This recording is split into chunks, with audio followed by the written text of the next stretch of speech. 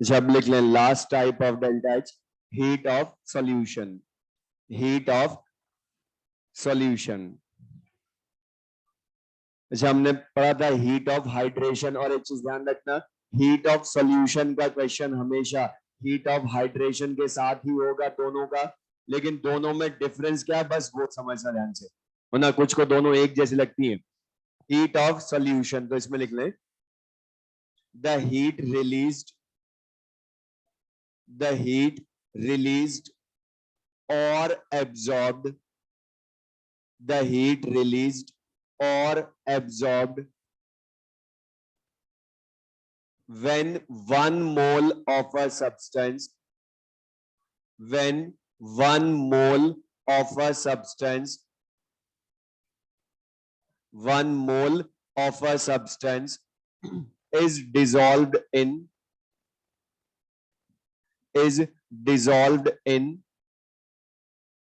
infinite volume of water, is dissolved in infinite volume of water, infinite volume of water, is dissolved in infinite volume of water. Next point लिख लें, on further addition of water, on further addition of water, the magnitude of, on further addition of water, the magnitude of heat of solution on the magnitude of heat of solution does not change, does not change, the magnitude of heat of solution does not change. अब ये जो हमने लिखा है इसका meaning ध्यान समझना कि हीट ऑफ सॉल्यूशन का magnitude on addition of water does not change, या हीट ऑफ सॉल्यूशन बोलते कब, अच्छा इसकी डेफिनेशन पढ़कर मुझे बता। पहली चीज तो हीट ऑफ सॉल्यूशन का साइन क्या होगा, नेगेटिव या पॉजिटिव, पढ़ो। पहली चीज तो जब क्या होता है, हीट ऑफ हाइड्रेशन में क्या लिखा था, हीट रिलीज्ड, मतलब heat of hydration always negative होती है, लेकिन इसका साइन नेगेटिव या पॉजिटिव हो सकता है, कुछ भी। अब इसका मीनिंग क्या है भी ध्यान समझना, हीट ऑफ सॉल्यूशन हम बोलते कब है और हीट ऑफ हाइड्रेशन में इसमें डिफरेंस क्या है, पढ़ो। इसमें डेफिनेशन में क्या लिखा है, व्हेन 1 मोल, उसके आगे क्या लिखा है, 1 मोल ऑफ अ सब्सटेंस लिखा है, मतलब एनहाइड्रस सॉल्ट लिखा क्या, हीट ऑफ हाइड्रेशन पढ़ो, उसमें क्या लिखा है, when 1 mole of an anhydrous salt combines with fixed number of water molecules, मतलब बता हाइड्रेशन में किसी भी सब्सटेंस का एनहाइड्रस सॉल्ट का होना चाहिए, तो दूसरा उसमें वाटर मॉलिक्यूल्स फिक्स्ड कंबाइन होते हैं और बनता भी उससे क्रिस्टल ही है, सॉलिड स्टेट में। लेकिन मतलब यहां पढ़ो क्या लिखा है, 1 mole of an anhydrous salt या 1 mole of a substance, 1 mole of a substance मतलब क्या, पहले तो इसका बोल देख ले कि heat of solution copper sulphate की भी हो सकती है और उसके हाइड्रेटेड क्रिस्टल की भी हो सकती है, मतलब इसमें एनहाइड्रस होना जरूरी है क्या, पहली चीज। और सबसे बड़ा डिफरेंस जो इसको बाकी सबसे अलग करता है, पढ़ो इसमें क्या लिखा है, is dissolved in infinite volume of water, मतलब हम यहाँ इनफाइनाइट डाइल्यूशन पर बोलते हैं हीट ऑफ सॉल्यूशन, मतलब वाटर फिक्स नहीं है, वो कितना भी हो सकता है, इनफाइनाइट वॉल्यूम ऑफ वाटर।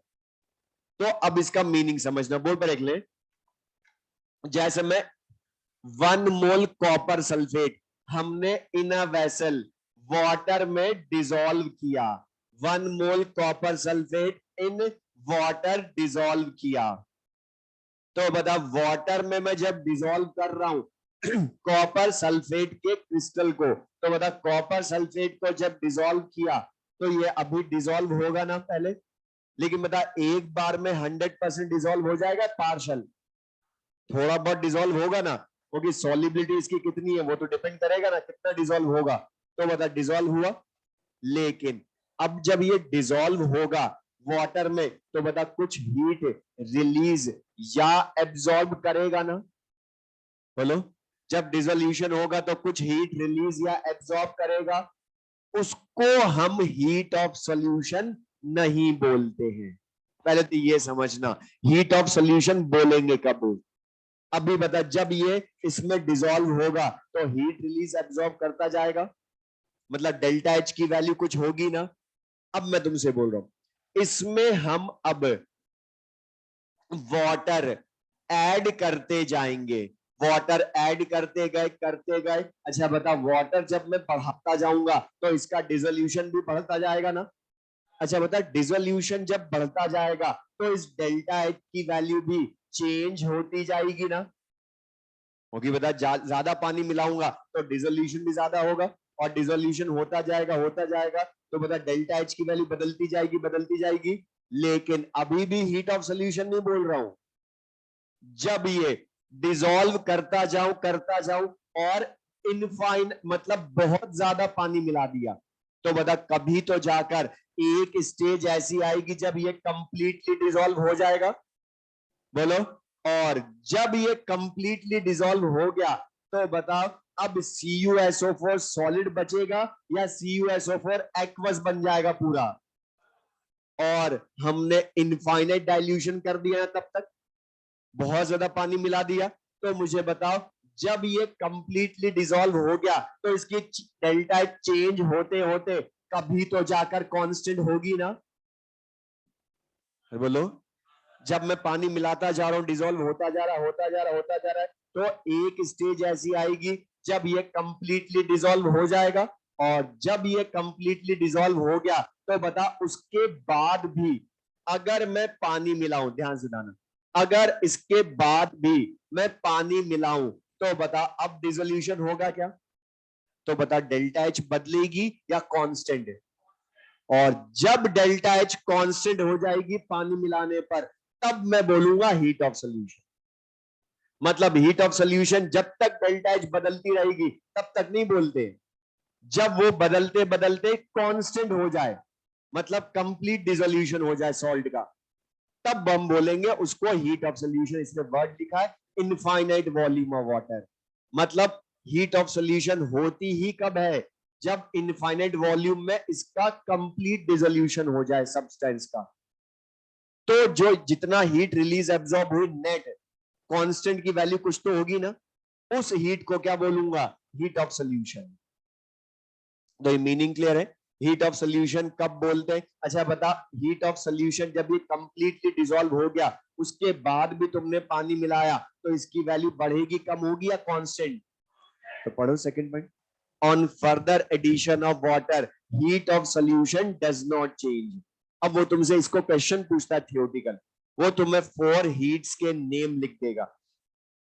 अब पूछेगा इन चारों में से कौन सी हीट एडिशन ऑफ सॉल्वेंट, मतलब वाटर ही है, या वाटर करने पर चेंज नहीं होती है? तो ओनली कौन सी नहीं होती है? Heat of solution.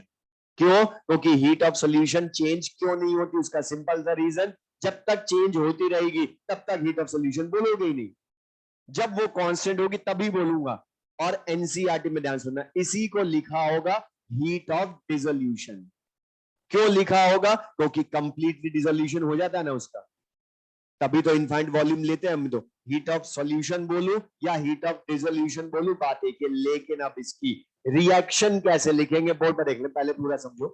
तो बता, पहली चीज मैं तुमसे बोलूं, calculate heat of solution of copper sulphate, तो इसकी इक्वेशन लिखनी पड़ेगी। Heat of solution of copper sulphate, तो बता कितने मोल का करवाओगे? 1 मोल सॉलिड को मिलाओगे ना। लेकिन बता, वाटर फिक्स या इनफाइनाइट? और इनफाइनाइट को किससे शो कर देते हैं? एक्वस से। जबकि हाइड्रेशन में फिक्स 5H2O लिखे थे ना, तो लिखने में दोनों के डिफरेंस है। और यहां पर बताइए कंप्लीटली डिसॉल्व होता है इनफाइनाइट डाइल्यूशन में या इनफाइनाइट वॉल्यूम ऑफ वाटर में, तो बताइए कॉपर सल्फेट सॉलिड मिलेगा हमें या कॉपर सल्फेट का एक्वस सोल्यूशन? तो बता, प्रोडक्ट भी क्या लिखूंगा? CuSO4 aqueous. और इसमें जितना हीट चेंज होगी उसको बोलेंगे हीट ऑफ सॉल्यूशन। तो बता, मीनिंग क्लियर सबको ये?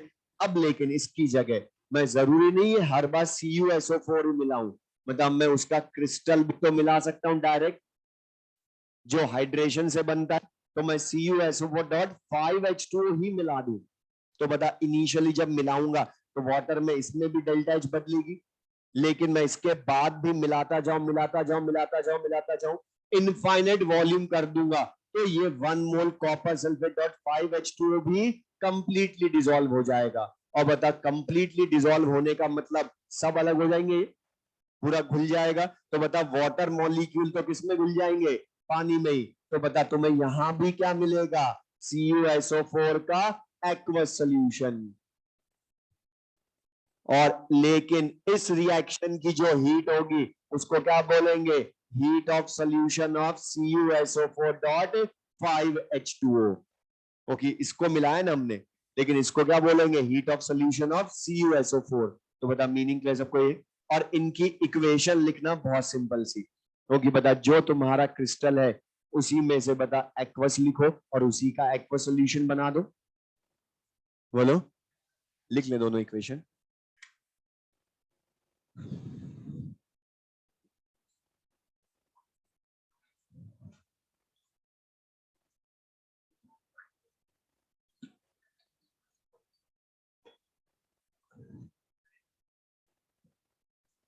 अच्छा बता, कॉपर सल्फेट का एक्वस सोल्यूशन बनेगा, तो बता salt in their aqueous solution behaves as a strong इलेक्ट्राइट।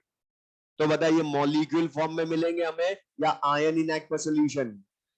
लेकिन बता जैसे HCl एक्वस सोल्यूशन लिखते हो तो एग्जैक्टली मीन तो H प्लस Cl माइनस होता है ना, तो वैसे ये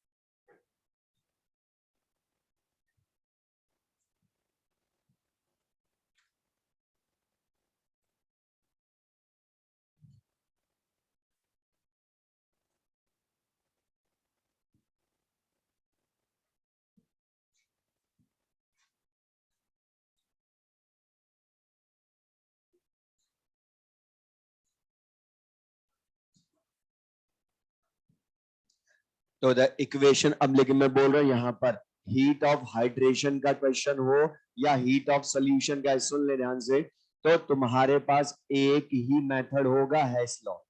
ओके, हमने इनके लिए अलग से कोई फॉर्मूला नहीं पढ़ा हमने। तो यहां पर बोल रहा हूं हीट ऑफ हाइड्रेशन कैलकुलेट करवाए या गिवन हो, तुम्हें इक्वेशन लिखनी है। हीट ऑफ सॉल्यूशन गिवन या कैलकुलेट करवाए, तुम्हें उसकी इक्वेशन लिखनी डेफिनेशन के अकॉर्डिंग और हेस लॉ यूज करना है। और क्वेश्चन लिख ले जिससे हमें क्लियर भी होगा। जो लास्ट क्लास में हीट ऑफ हाइड्रेशन मैंने एक लाइन बोली थी, बताऊंगा उसका मीनिंग अभी, लिख ले। The heats of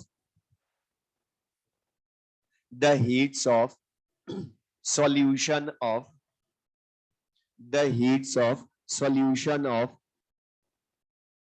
BaCl2 solid, board पर लिख लें, BaCl2 solid and BaCl2 dot 2H2O solid, BaCl2 dot 2H2O solid are, board पर लिख लें, are minus 20.8 and 8 kilojoule per mole respectively, are minus 20.8 and 8 kilojoule per mole respectively.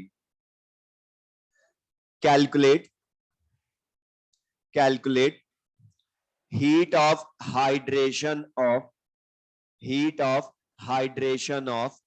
BaCl2 solid. Calculate heat of hydration of BaCl2 solid.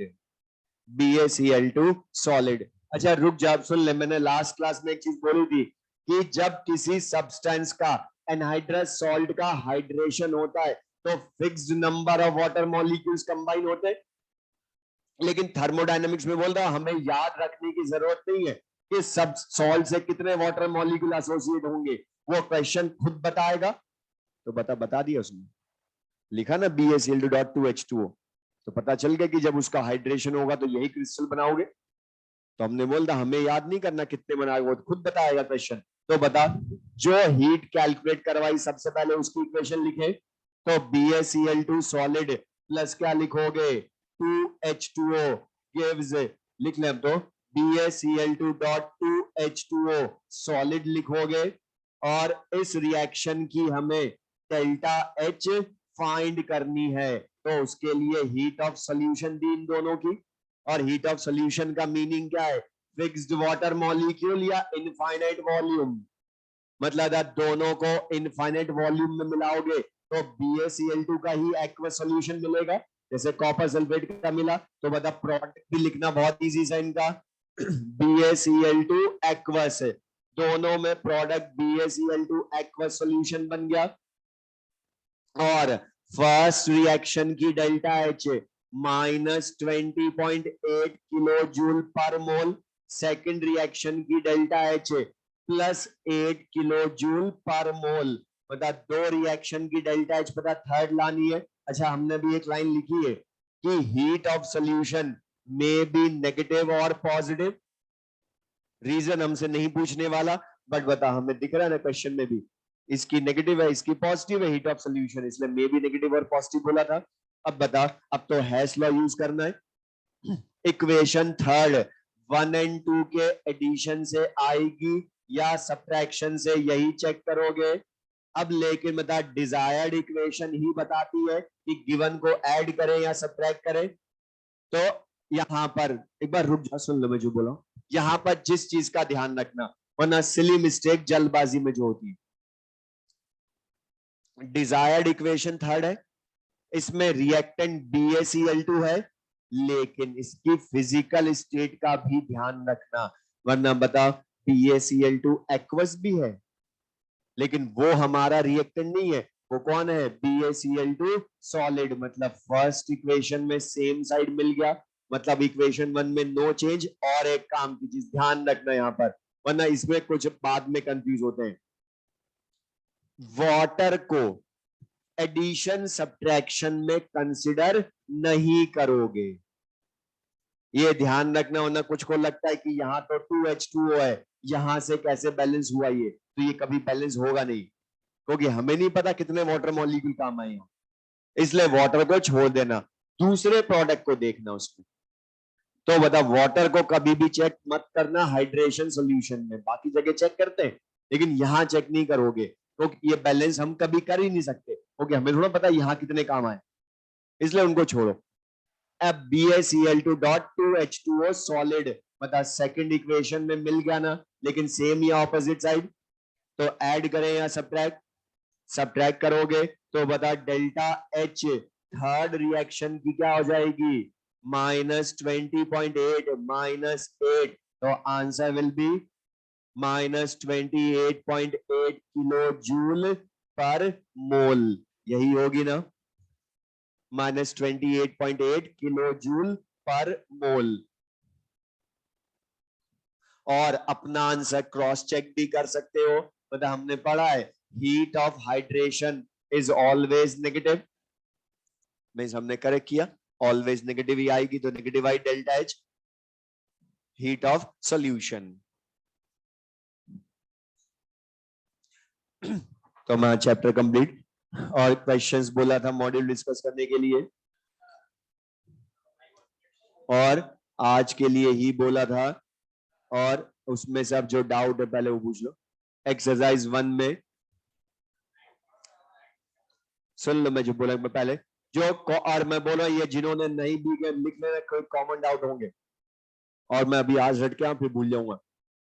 Question number 97 exercise 1 का, उसमें पहले बस reaction में correction कर लो, question correct है बस क्वेश्चन में correction कर लो उसको। H2 सॉलिड लिखा है, I2 गैस लिखा है, लेकिन उल्टा करो H2 gas plus I2 solid करो उसको। अब बता 2 मोल की फॉर्मेशन की डेल्टा H दी है, तो पर मोल तो ले ही आओगे हाफ करके। अच्छा क्वेश्चन नंबर 115, इसका आंसर बता दिया था 1 होगा, तो आंसर की मैं करेक्शन कर लेना। क्वेश्चन नंबर 115, इसका आंसर फर्स्ट होगा उसमें माइनस में दे रखा लेकिन प्लस में आएगा।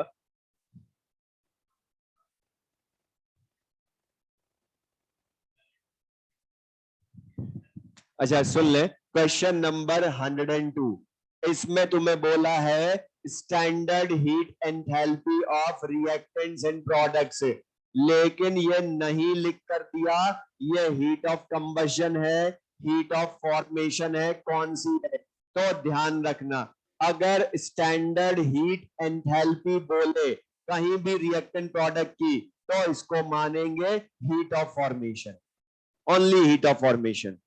तो ये ध्यान रखना,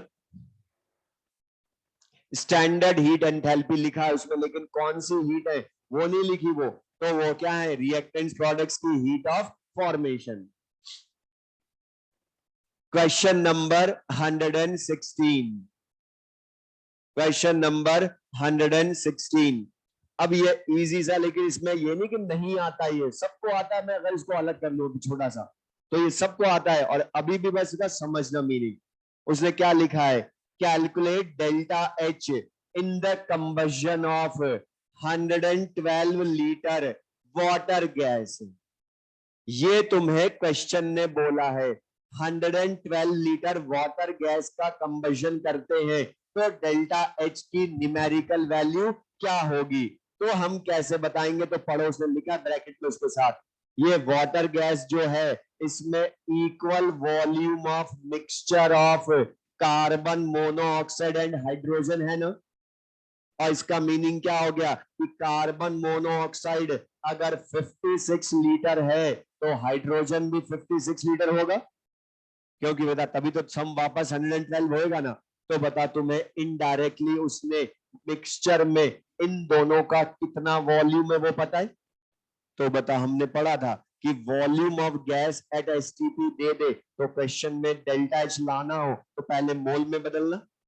तो बता, volume of gas at STP है तो mole of carbon monoxide 56 upon 22.4 मोल आ जाएंगे ना। और बता, वॉल्यूम ऑफ हाइड्रोजन भी सेम है तो उसका मोल भी यही होंगे।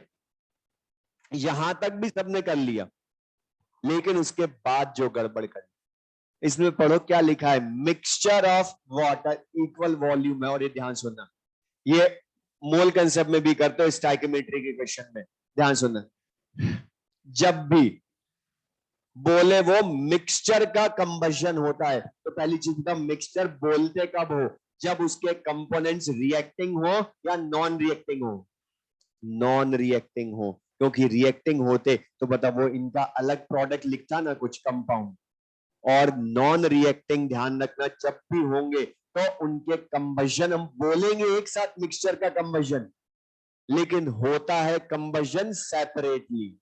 इसलिए पढ़ो, तुम्हें दो रिएक्शन लिख कर दी उसने खुद ने। तो वो दो रिएक्शन क्यों लिखी, क्योंकि मिक्सचर का कंबशन होगा लेकिन दोनों का अलग अलग होगा, इसलिए उसने दो इक्वेशन लिख कर दिए। कार्बन मोनोऑक्साइड का भी कंबशन दे रहा है, CO plus half O2 gives CO2, hydrogen का भी दे रहा है H2 plus half O2 gives H2O, दोनों की डेल्टा H दी है।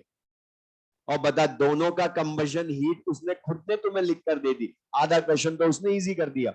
हमें तो खाली अब तो मोल कंसेप्ट जो हमने अकॉर्डिंग टू बैलेंस्ड इक्वेशन करा वो करना है।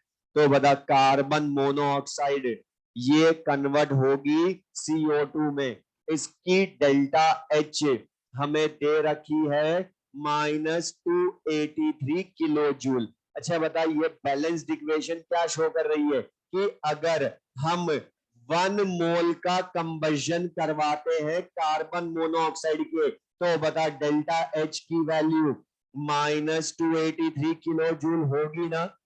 लेकिन बता, जब तुम वाटर गैस का करवाओगे तो उसमें से n मोल का ही होगा कार्बन मोनोऑक्साइड का। तो बता 1 मोल की डेल्टा एच कितनी है, तो बता n मोल कार्बन मोनोऑक्साइड की डेल्टा एच कितनी होगी, बता ला सकते हो, -283 इंटू एन कर लोगे ना, मतलब डेल्टा एच आ गई। इसी तरह से पढ़ो, H2 plus half O2 gives H2O, उस रिएक्शन के अकॉर्डिंग 1 मोल हाइड्रोजन जब रिएक्शन करता है तो डेल्टा एच की वैल्यू -241.8 किलो जूल। तो बता फिर से मिक्सचर जब करेगा तो n मोल हाइड्रोजन ही करेंगे ना, और n मोल हाइड्रोजन करेंगे तो डेल्टा H की value -241.8 into n kilo joule. अब बता ये तो अलग अलग लाइन, हम कार्बन मोनोऑक्साइड हाइड्रोजन की डेल्टा H कितनी है, लेकिन तुमसे इनकी सेपरेटली पूछी है या मिक्सचर की पूछी है। तो बता सम कर देना लास्ट में कि इसने इतना हीट रिलीज करी, इसने इतनी हीट रिलीज करी, तो इनका सम करो,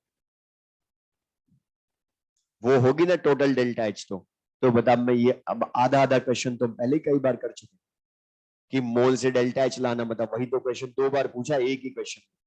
तो क्वेश्चन कुछ अलग नहीं था, बस मीनिंग समझ में आया कि उसने दो रिएक्शन लिख कर क्यों दी, क्योंकि वो मिक्सचर का करवा रहा है, और मिक्सचर का मतलब नॉन रिएक्टिंग।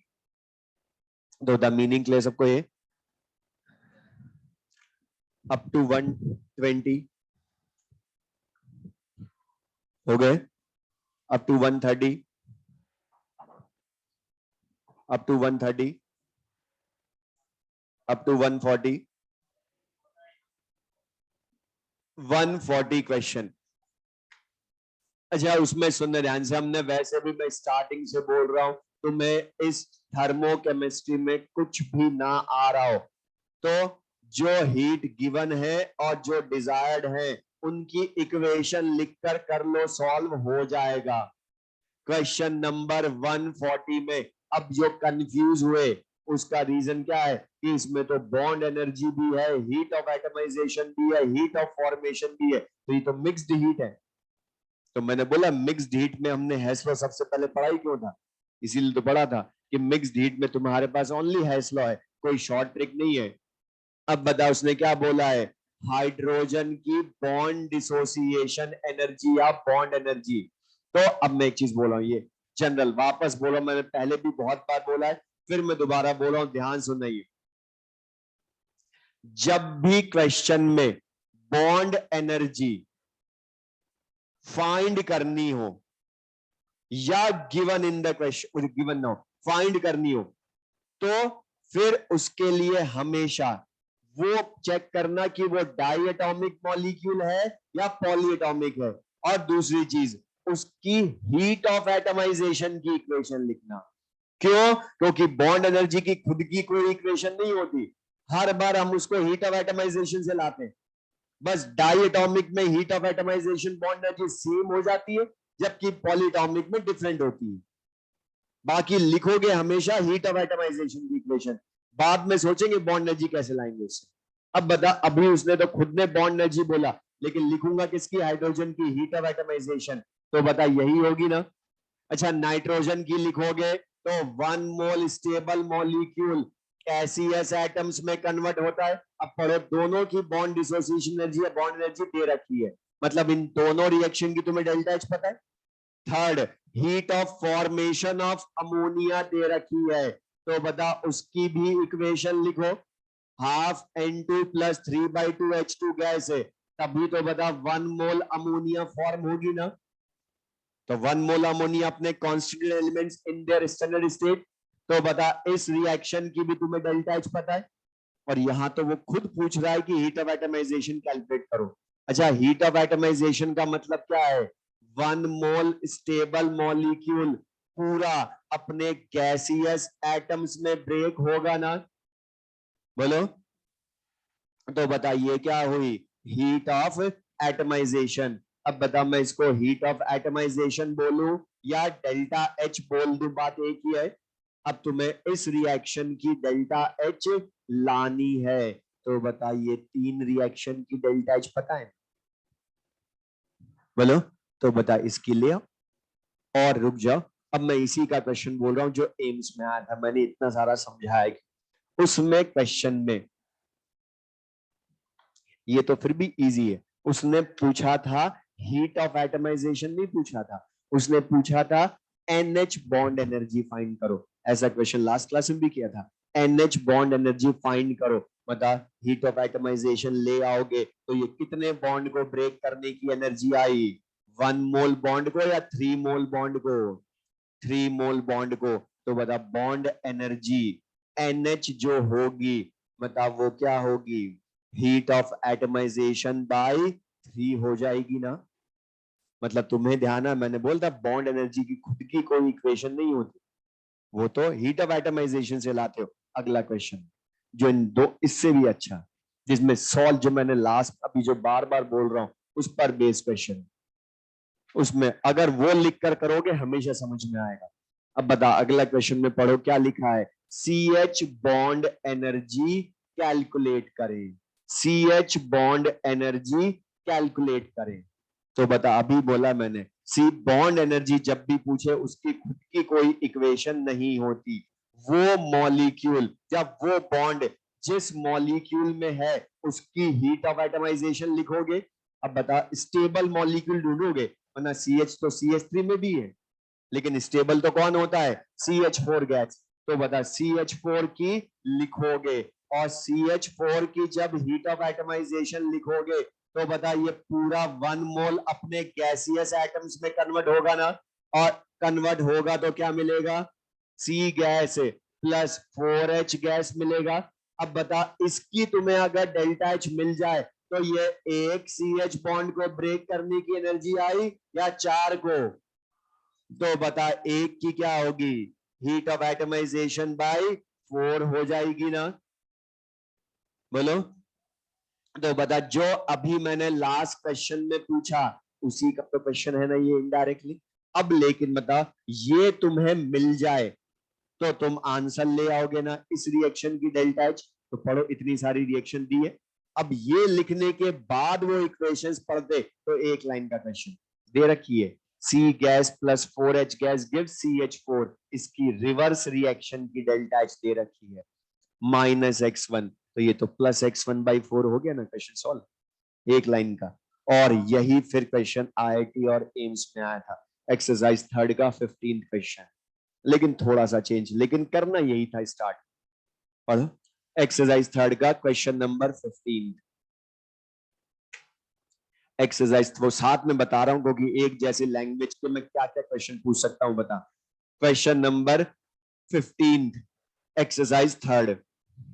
अच्छा, क्वेश्चन नंबर 15 में तुम्हें बोला है कि हमें सी एच बॉन्ड एनर्जी लानी है, सी एच बॉन्ड एनर्जी लानी है, तो कैसे लाएंगे, या डाटा इनकम्प्लीट क्यों बोला उसने, इनसफिशिएंट क्यों बोला। अब लेकिन मेथड वही अभी भी, मतलब C H bond energy calculate करनी है तो मुझे यही इक्वेशन लिखनी पड़ेगी सबसे पहले। मैं तो बोला हीट ऑफ एटमाइजेशन की लिखोगे इक्वेशन। अब ये लिखने के बाद तुम क्वेश्चन पढ़ते तो समझ में आता डाटा इनकम्प्लीट क्यों है।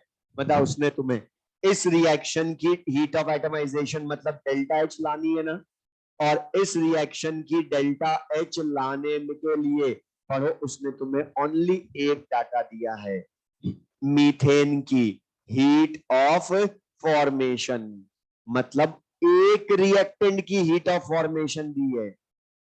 लेकिन बता, इन दोनों की भी मिल जाए हीट ऑफ फॉर्मेशन तो बता, product minus reactant heat of formation करके डेल्टा एच ले आओगे ना। अब लेकिन दी ही नहीं। अच्छा बता, कार्बन गैस स्टेबल होती है या किससे बनेगी, बताइए, ये फॉर्म किससे होगी कार्बन गैस, कार्बन सॉलिड से। मतलब बता, पहले हमें कार्बन गैस को फॉर्म करना पड़ेगा ना, और फॉर्म करने के लिए heat of sublimation of carbon चाहिए ना, वही तो बोलूंगा heat of formation of carbon gaseous atom, लेकिन वो दी नहीं। दूसरा, हाइड्रोजन एटम भी स्टेबल नहीं होता, स्टेबल तो मॉलिक्यूल इसका हाइड्रोजन गैस होती है। तो बता, हमें बॉन्ड डिसोसिएशन एनर्जी या heat of atomization of hydrogen भी नहीं दी, तो मैं इसकी हीट ऑफ फॉर्मेशन भी नहीं ला सकता।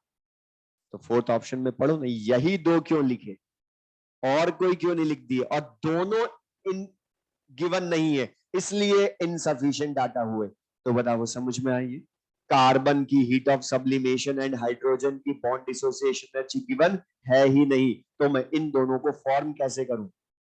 तो बताइए, समझ में। लेकिन बता, सब में प्रोसीजर एक जैसा, कि जिसमें वो बॉन्ड प्रेजेंट था बता उसी की हीट ऑफ एटमाइजेशन लिखनी है, चाहे वो पॉली एटॉमिक हो चाहे डाई एटॉमिक हो। अब वापस आओ, एक्सरसाइज 1 में क्वेश्चन नंबर 143।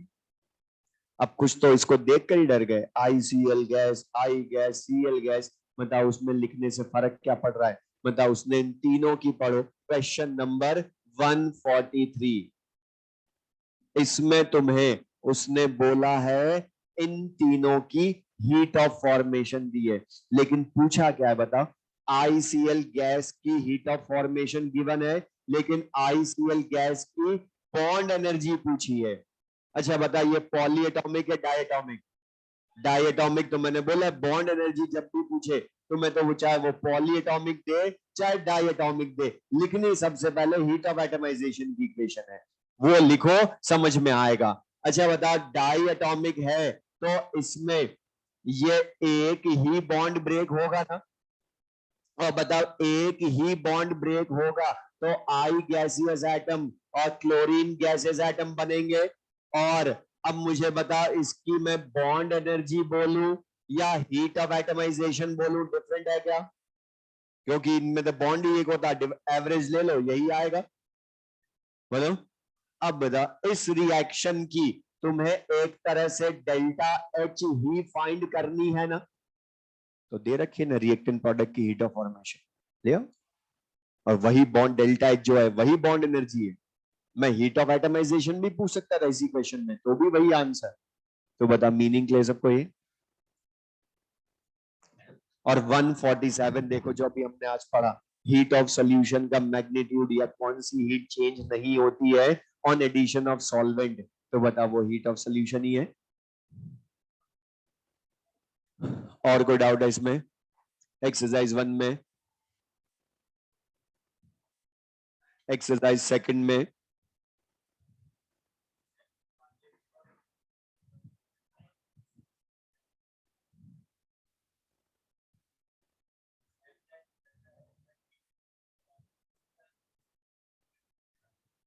उसने, और एक चीज ध्यान रखना, अगर किसी क्वेश्चन में वो टेम्परेचर दे दे तो फिर वही लेना जो उसने दिया है। अब ये एग्जाम का क्वेश्चन हम बदल नहीं सकते क्योंकि आंसर उन्होंने इसकी अकॉर्डिंग दिया था। ठीक है। अच्छा, जो 9th क्वेश्चन है सेकंड एक्सरसाइज का, 9th क्वेश्चन, अब ये इजी सा, लेकिन मैंने बोला है हमेशा उसको ध्यान से पढ़ो। क्वेश्चन में क्या लिखा था? Adiabatic. Question number 9 exercise second, और ये लिख लेना, कोई कॉमन डाउट सबके यही होंगे। एक्सरसाइज सेकंड का क्वेश्चन नंबर 9 क्या बोला? Adiabatic free expansion. अच्छा, पहली चीज एडियाबेटिक बोला तो क्यू वैल्यू। अच्छा, फ्री एक्सपेंशन किस में होता है? वैक्यूम में। और बता वैक्यूम में वर्क डन भी जीरो। और बता डब्ल्यू और क्यू हो, मैंने हमेशा बोला क्यू और डब्ल्यू हो तो वो फर्स्ट लॉ का क्वेश्चन, और फर्स्ट लॉ का फॉर्मूला ही लिखो, delta E equals to Q plus W, तो डेल्टा ई जीरो भी आएगा। तो मैं एक ऑप्शन तो ये भी दे सकता है delta U zero, direct delta T ना देता तो डेल्टा यू जीरो, तब सब कर लेते, क्योंकि तब तो खुद ही बता रहा है ऑप्शन की क्या यूज करना है। अब लेकिन मतलब उसने डेल्टा टी पूछा तो हमने पढ़ा है delta E NCV delta T भी होता है। तो बता, जब डेल्टा ई जीरो तो डेल्टा टी भी जीरो ही होगा ना? तो हर चीज जीरो। उसका रीजन खाली एडियाबेटिक नहीं है, वो फ्री एक्सपेंशन भी रीजन है उसका। अगर ये फ्री एक्सपेंशन नहीं होता तो फिर जीरो नहीं आता डेल्टा टी, फिर तो बदल जाता है, एडियाबेटिक वर्क डन होता है ना फिर। क्वेश्चन नंबर 11th में, इसमें सबका हो गया, लेकिन बस एक छोटा सा कंफ्यूजन है कि इसमें डेल्टा जी नॉट का साइन प्रिडिक्ट कैसे करें। तो ध्यान सुनना, डेल्टा जी नॉट का साइन हम इसमें प्रिडिक्ट नहीं कर सकते, इसको करोगे ओनली डेल्टा एस नॉट से। उसने जो लिख कर दिया है डेल्टा एस पॉजिटिव, वो ढूंढ लो। अब बता डेल्टा एस पॉजिटिव किस में होता है? डेल्टा एन जी पॉजिटिव हो तो उसने एक ही रिएक्शन दी है जिसके लिए डेल्टा एन जी पॉजिटिव है, तो बता कर लोगे यूज इसको? Question number 21, question number 21।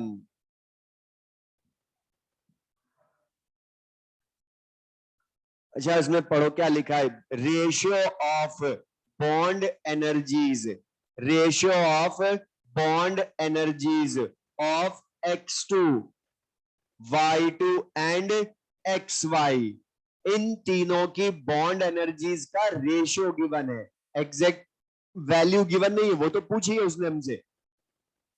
क्या गिवन है? 1:2, 0.5:1। अब ये तो रेशियो है, लेकिन उसने एग्जैक्ट वैल्यू पूछी है। तो बता, किसी भी एक सब्सटेंस की एग्जैक्ट बॉन्ड एनर्जी अज्यूम कर लो। तो बता, रेशियो की टर्म में वही आना चाहिए ना। बता, मैंने अगर एग्जैक्ट वैल्यू ए अज्यूम कर ली, 1 नहीं अज्यूम करी, ए ही अज्यूम कर ली, तो बता ये कितना होगा फिर? A/2 होगी। ये कितनी होगी? ए। तो बता, bond energies of reactants products हो गई ना अब तो। अब ये ए ही तुम्हें लाना है, उसको लाने के लिए पढ़ो, उसने एक और हीट दी है इनके साथ, जिससे कि रिएक्शन पता चलेगी हमें। मतलब फॉर्मेशन हीट दी ना एक्स वाई की, तो बता 1 मोल एक्स वाई फॉर्म करोगे, इस रिएक्शन की हीट दी है, और X2Y2 लिखकर बता दिया कि इनके एलिमेंट्स यही दोनों होंगे। अब बता, तुम्हें हीट ऑफ फॉर्मेशन गिवन है, मतलब डेल्टा H गिवन है ना इस रिएक्शन की, और डेल्टा H गिवन है, रिएक्टेंट प्रोडक्ट की बॉन्ड एनर्जीज एक ही टर्म में भी गिवन हो गई ना। तो बता, तो delta H sum of bond energy of reactant minus bond energy of product करके ले आओगे। डेल्टा H पता है, बॉन्ड एनर्जी लानी है, एक ही टर्म में रखना, एक ही वेरिएबल, इक्वेशन भी एक बन जाएगी। फिर समझ में आया? कैलकुलेशन सही करो, आंसर सही है उसमें, जो करेक्शन था मैंने बता दिया। Question number 24। अब आधों ने तो ये क्वेश्चन देखकर ही छोड़ दिया, ग्राफ वाला है इसलिए, लेकिन समझना इसमें ध्यान से, जो कुछ का डाउट भी है वो भी बता रहा हूं। उसने दो ग्राफ प्लॉट करके दिए, ए बी और ए सी। पहला ऑप्शन पढ़ो, या उसको पढ़ने के पहले ये पढ़ना, कंफ्यूजन फर्स्ट में बहुतों को कि ये क्यों करेक्ट है। अच्छा बता, उसने क्या लिखा है? Reversible expansion of an ideal gas. Reversible expansion होता है, तो बता, लेकिन उसने बोला एसी वाला जो ग्राफ है वो एडियाबेटिक का है, ए बी वाला ग्राफ आइसोथर्मल का है, लेकिन रिवर्सिबल एडियाबेटिक में बता डेल्टा एस की वैल्यू। तो बता, जीरो से कुछ तो होगी ना एंट्रोपी आइसोथर्मल में। वहां तो आइसोथर्मल रिवर्सिबल में तो फॉर्मूला पढ़ते हो, 2.303 nr log v2 by v1 या p1 by p2। तो बता, डेल्टा एस आइसोथर्मल की कुछ वैल्यू आएगी तो ज्यादा ही होगी ना जीरो से, तो फर्स्ट करेक्ट है। सेकंड भी करेक्ट है, आइसोथर्मल में T A initial final state का टेम्परेचर इक्वल। थर्ड भी करेक्ट है, क्योंकि बता वर्क डन तो एरिया अंडर द कर्व होगा ना। बता, एरिया अंडर द कर्व इसका तो इतना से ही आएगा। आइस एडियाबेटिक का बता, एसी वाला कर्व है ना उसका, ये है ना area under the curve, adiabatic का वर्क डन, तो बता इतना सा ही है। लेकिन बता भाई, आइसोथर्मल में ये और एक्स्ट्रा आएगा ना, तो बता work done isothermal greater than work done adiabatic, वो भी करेक्ट लिखा है। तब आंसर तो बता 4 दिए। क्यों है उसका रीजन? फिर से यही, मतलब ये तो हमने क्लास में भी कराई, तो कॉपी में भी किया क्वेश्चन कि रिवर्सिबली एंड एडियाबेटिकली एक्सपैंड होती है तो टेम्परेचर डिक्रीज होता है, ना कि इंक्रीज। और उसमें इंक्रीज लिख रहा हुआ है, कैसे हुआ? मतलब क्यू जीरो है लेकिन एक्सपेंशन हो रहा है, तो वर्क डन थोड़ा जीरो है, अब तो नेगेटिव हुआ ना। और क्यू जीरो होते ही डेल्टा ई भी नेगेटिव, तो बता डेल्टा टी भी नेगेटिव आएगा ना फिर। और नेगेटिव का मतलब क्या है? Final temperature less than initial temperature. तो T C less than T A लिखा होता तो ये करेक्ट होता, उसमें तो ग्रेटर देन टी ए लिखा है। अच्छा, ये करेक्ट कब हो जाता? ऑप्शन जो दिया, एडियाबेटिक एक्सपेंशन या एडियाबेटिक कंप्रेशन, क्योंकि बता कंप्रेशन में डब्ल्यू पॉजिटिव हो जाता ना, तो डेल्टा डी भी पॉजिटिव आ जाता।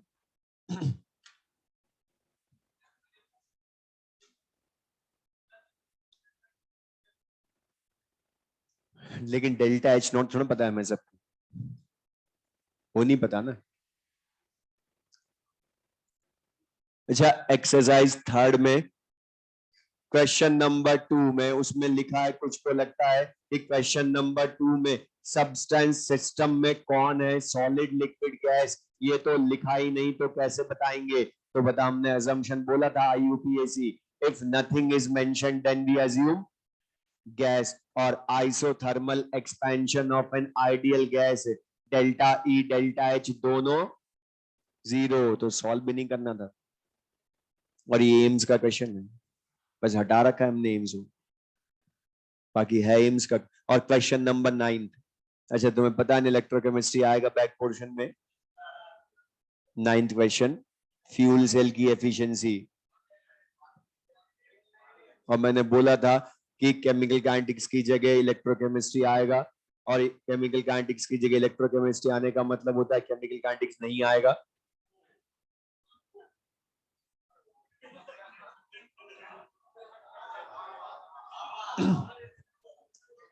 हो गया आज का, पढ़ लो।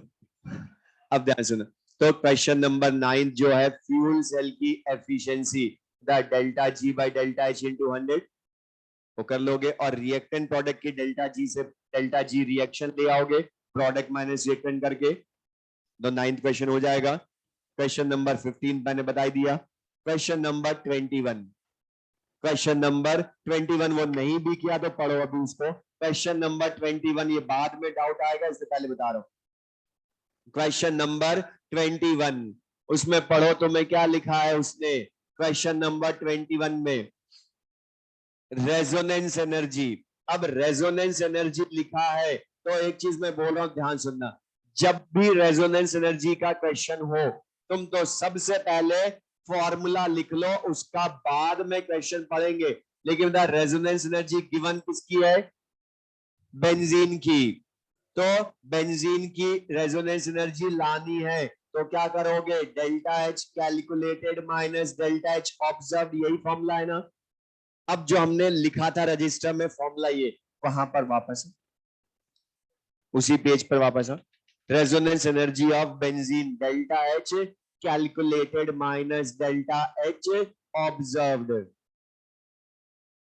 इस क्वेश्चन में बता तुम्हें अब बेंजीन की resonance energy given in the question है आपके।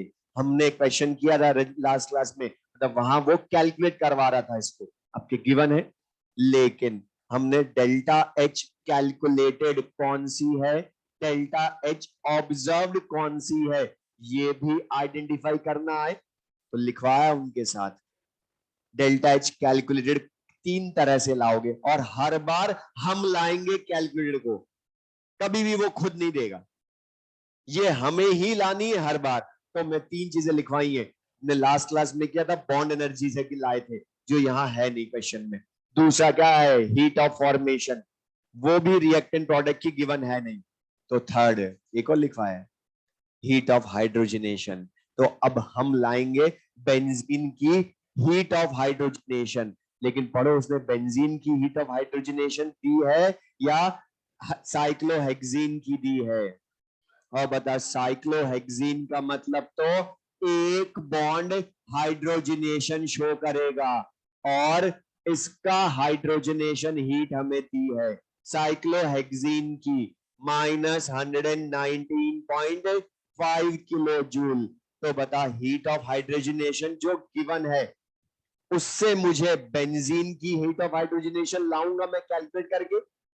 तो लेकिन बेंजीन में कितने डबल बॉन्ड, 1 या 3? तो हाइड्रोजनेशन में 3 मोल हाइड्रोजन यूज होंगे। तो बता, अब एक बॉन्ड के हाइड्रोजनेशन की एनर्जी तुम्हें पता है, तो 3 बॉन्ड की क्या होगी बता? 3 इंटू -119.5 किलो जूल। तो बता, ये जो डेल्टा एच है, ये बेंजीन की हीट ऑफ हाइड्रोजनेशन तुम कैलकुलेट करके लाए ना। किसकी हेल्प से लाए? हीट ऑफ हाइड्रोजनेशन की हेल्प से। तो बताइए, डेल्टा एच ऑब्जर्व्ड होगी या डेल्टा एच कैलकुलेटेड?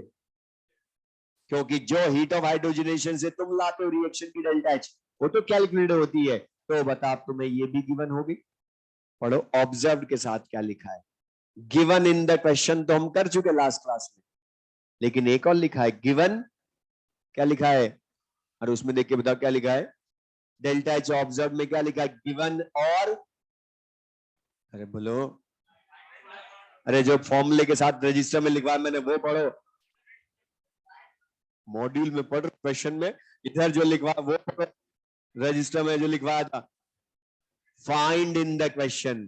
तो बता तुमसे उसने फिर से heat of hydrogenation of benzene पूछी है, लेकिन बता फाइंड जो जो कैलकुलेट करवाए या वो तो कौन सी होगी, हमेशा फाइंड करवाए वो तो ऑब्जर्व्ड होगी। इसलिए दो चीजें लिखवाई है वहां पर। गिवन वाला क्वेश्चन तो मैं करवा चुका लास्ट क्लास में, फाइंड करवाने वाला क्वेश्चन अब ये फिर एम्स का क्वेश्चन, इसलिए वो हमने सब चीजें लिखवा दी, कौन सी कैलकुलेट होती है कौन सी ऑब्जर्व होती है। मीनिंग क्लियर सबको, ये समझ में आए? तो अब बाकी इसके क्वेश्चंस कर लोगे।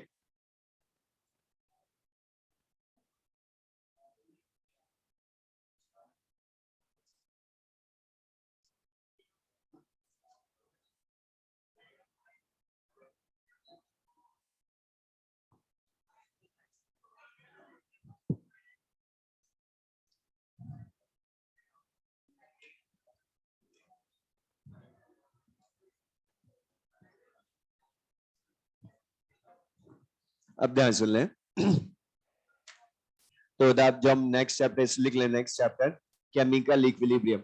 अब ये जो केमिकल इक्विलिब्रियम है ये तो बहुत इजी है चैप्टर है। और सुन लो, आज दूसरी बार हो रहा है तुम्हारे, आज का कल कुछ नहीं बोलोगे, कल का भी तुम्हारा हो गया। तो ध्यान सुन, अब केमिकल इक्विलिब्रियम जो चैप्टर है बहुत इजी सा है और ये सबको आता भी है, आता है। और सुन लो, मैं इसलिए बोल रहा हूँ क्योंकि मैं आता, तुम बताओगे जल्दी तो हमारा आयनिक इक्विलिब्रियम जो है वो हम ज्यादा पढ़ लेंगे, मतलब उसको अच्छे से पढ़ लेंगे, वैसे भी अच्छे से पढ़ेंगे, लेकिन आता है ना सबको ये, तो कंप्लीट मान ले इसको, आयनिक स्टार्ट कर दो। और बाद में तुमने बोला कि किसी को भी पढ़ाए नहीं तो पढ़ाऊंगा नहीं फिर मैं, तो कंप्लीट मान लो।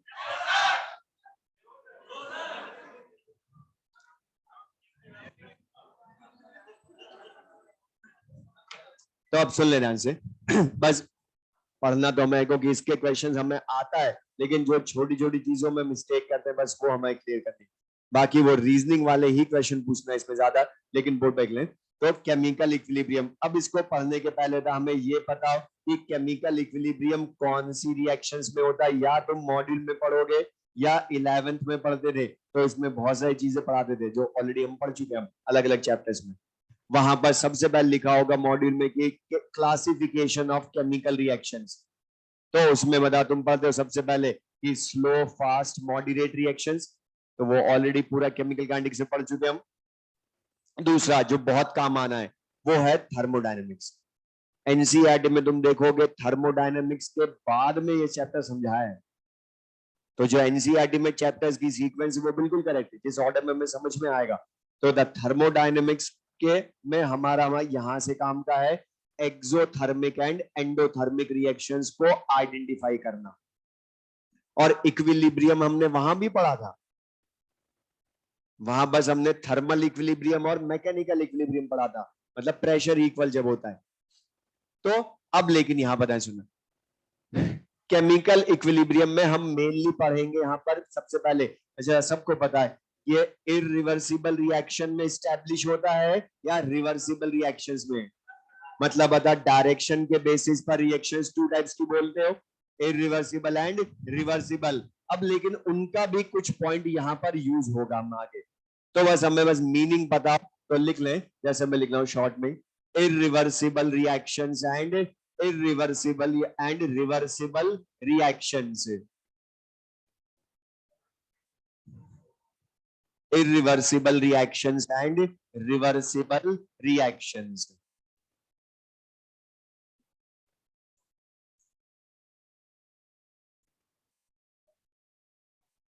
अब इसमें जो हमारे काम आएंगे डिफरेंस वो बता रहा हूं, कोई ज्यादा हमने यूज करना है नहीं इनको। तो इरिवर्सिबल एंड रिवर्सिबल रिएक्शंस। अच्छा मुझे बता दें इरिवर्सिबल रिएक्शंस का मीनिंग क्या है, कि रिएक्टेंट तो प्रोडक्ट में कन्वर्ट होंगे, लेकिन द प्रोडक्ट दोबारा रिएक्टेंट में बदलेंगे क्या, मतलब बताइए दोनों डायरेक्शंस में या ओनली इन वन डायरेक्शन, मतलब ओनली इन फॉरवर्ड डायरेक्शन, या सिंपल सा मैं ये बोल दूं जिस भी रिएक्शन में प्रोडक्ट्स दोबारा रिएक्शन करके रिएक्टेंट नहीं बना सकते हैं वो इरिवर्सिबल होती है। तो लिख ले, they occur only in one direction, they occur only in one direction, they occur only in one direction, they occur only in one direction. अब इसी की मैं पहले प्रॉपर्टीज बता रहा हूं, फिर रिवर्सिबल बताऊंगा। तो बोर्ड पर देख लें, मैं तुम्ही से पूछ रहा हूं, अगर हम ओपन वेसल में कैल्शियम कार्बोनेट का डीकंपोजिशन करते हैं तो बता इससे कैल्शियम ऑक्साइड और CO2 गैस प्रोड्यूस होगी ना। लेकिन बता जब ओपन वेसल में प्रोड्यूस होगी तो बता गैस की टेंडेंसी होती है उसको अगर खाली जगह मिलेगी तो होता है एस्केप आउट होगी। तो मुझे बताओ क्या CO2 दोबारा कैल्शियम ऑक्साइड से रिएक्शन कर सकती है क्या? मतलब ये ओनली फॉरवर्ड ही होती जाएगी। तो बता कभी ना कभी तो जाकर फिर रिएक्टेंट कंप्लीटली कन्वर्ट होगा ना इनटू प्रोडक्ट्स। मतलब irreversible reactions always go to completion और जनरली पॉसिबल इन क्लोज्ड या ओपन वेसल। अच्छा बता, जब ये ओनली इन फॉरवर्ड डायरेक्शन हो रही है तो इनमें कभी भी इक्विलिब्रियम आएगा क्या? ओके, इक्विलिब्रियम का मतलब क्या है? Rate of forward rate of backward reaction equal. लेकिन जब बैकवर्ड होगी तो रेट कहां से होगी उसकी? तो लिख ले second point, they are generally possible in, they are generally possible in open vessel, they are generally possible in open vessel। Next point लिख लें,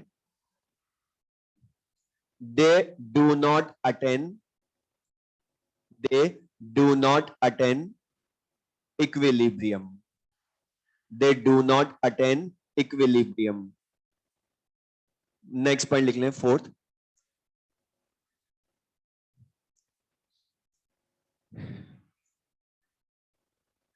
reactants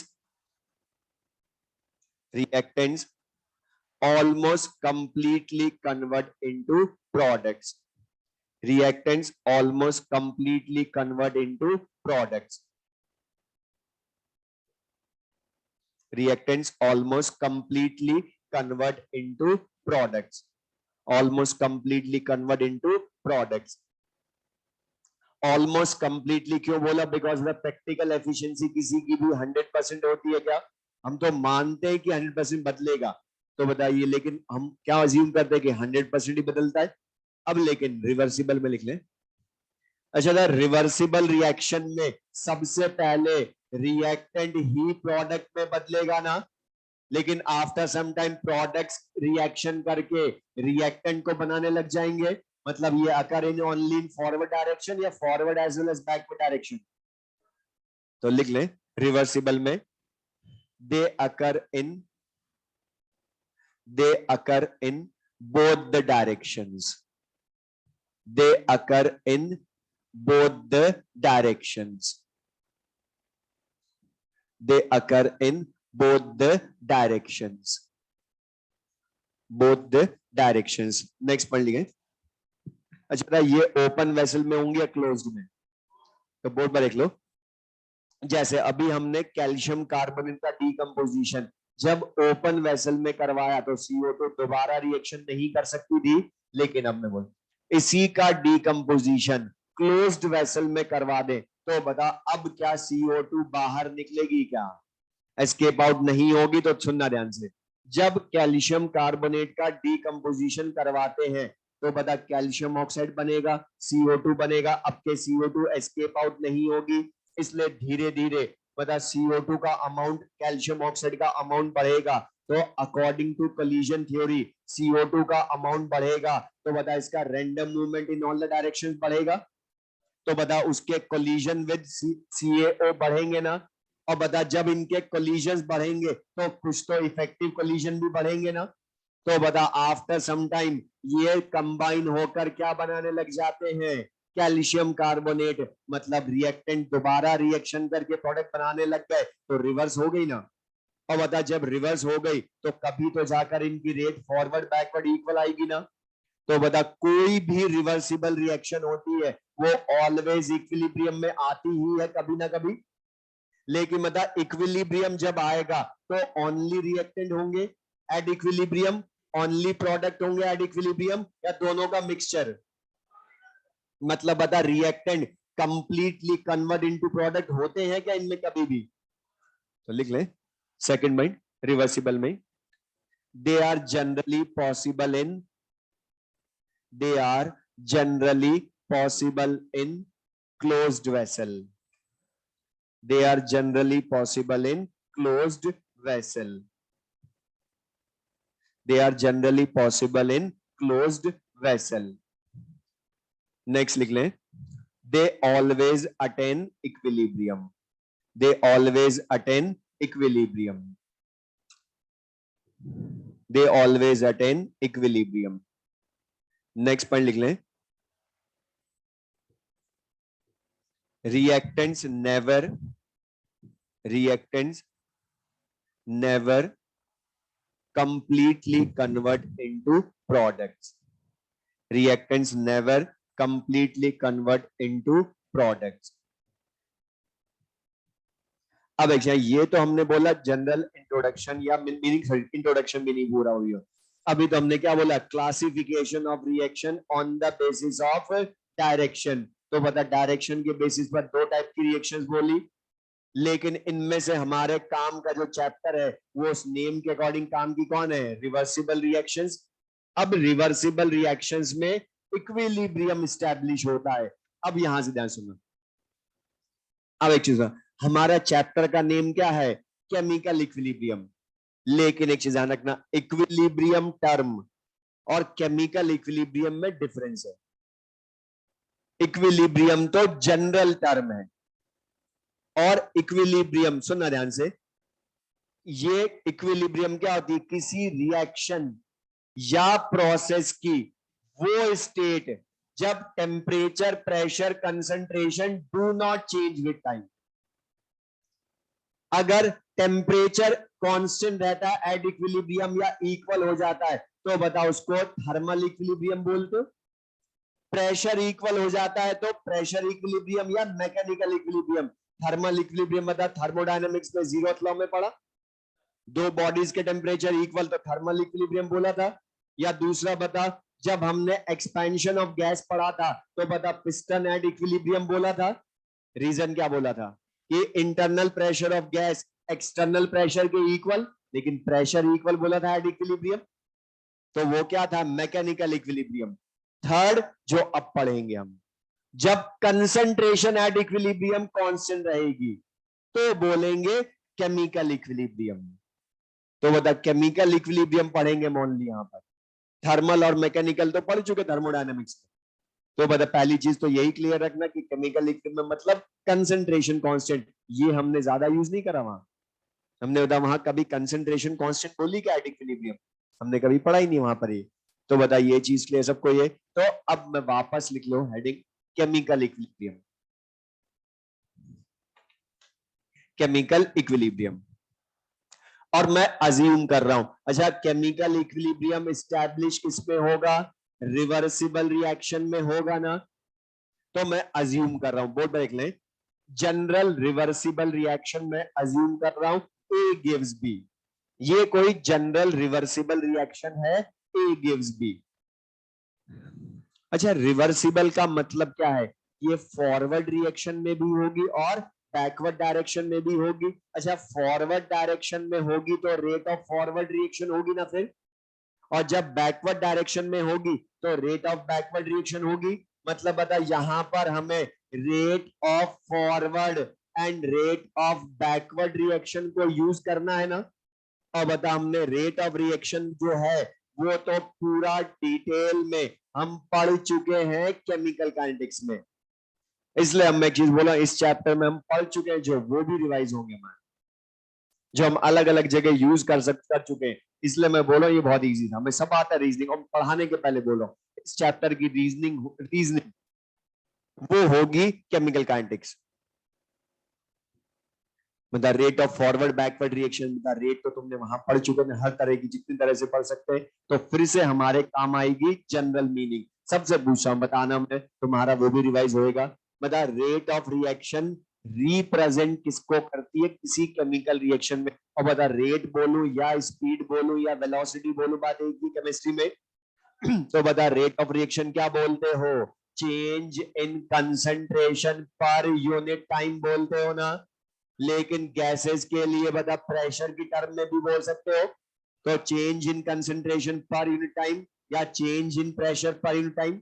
तो यहां भी रेट की बात करोगे तो वही पुराना मीनिंग सोचोगे कि रेट इक्वल का मतलब change in concentration per unit time equal है, और इसकी यूनिट बता वही लिखेंगे जो वहां लिखते थे। अच्छा, कंसंट्रेशन सबसे ज्यादा मोलैरिटी में लेते हो ना, तो बता मोलैरिटी टाइम इनवर्स लिख सकते हो, या मोल पर लीटर पर टाइम भी लिख सकते हो, और प्रेशर सबसे ज्यादा एटीएम में लेते हो, तो क्या लिखोगे, एटीएम टाइम इनवर्स। बोलो। अब यहां पर ध्यान सुनना, रेट ऑफ रिएक्शन का सिंपल मीनिंग जो हमने पढ़ा वही काम आना है, change in concentration per unit time, या प्रेशर दे रखा हो तो change in pressure per unit time. दूसरा, ये रेट ऑफ रिएक्शन किन किन फैक्टर्स पर डिपेंड करती है वो भी पूछेगा। अब उनमें से हमारे यहां पर काम में तीन आने सबसे ज्यादा, एक तो कंसंट्रेशन ऑफ रिएक्टेंट को, दूसरा टेम्परेचर, थर्ड कैटलिस्ट, और ये सब हम वहां पढ़ चुके हैं। और यहां ध्यान रखना, हम कभी भी जीरो ऑर्डर रिएक्शंस नहीं पढ़ेंगे। क्यों नहीं पढ़ेंगे बताऊंगा रीजन आगे।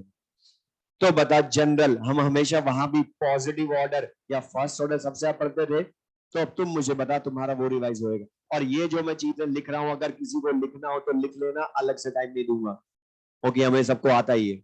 अच्छा बता दो, कंसंट्रेशन ऑफ रिएक्टेंट बढ़ेगी तो बता रिएक्टेंट के नंबर ऑफ मॉलिक्यूल्स बढ़ेंगे ना वेसल में, और नंबर ऑफ मॉलिक्यूल्स बढ़ेंगे तो आपस में कोलिजन भी बढ़ेंगे, तो बता कुछ तो इफेक्टिव भी बढ़ेंगे ना फिर, और इफेक्टिव कोलिजन बढ़ेंगे तो बता प्रोडक्ट ज्यादा बनेगा या कम, तो रिएक्शन फास्ट या स्लो। मतलब बता कंसंट्रेशन ऑफ रिएक्टेंट बढ़ने पर यहां पर हम हमेशा बोलेंगे रेट ऑफ रिएक्शन बढ़ती है, क्योंकि नेगेटिव ऑर्डर हम कभी सोचते वहां भी नहीं थे।